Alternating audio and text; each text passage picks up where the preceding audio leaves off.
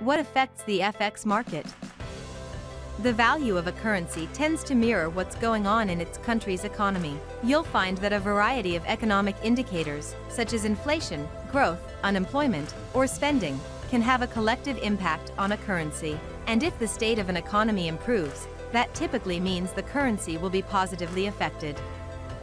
The monetary policy of a country's central bank also influences the performance of its currency.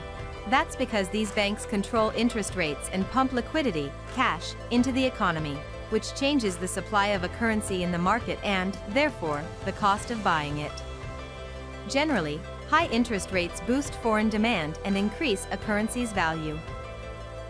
However, it's always important to consider external factors, like politics. Any country facing war or political conflict would typically experience a decline in currency performance.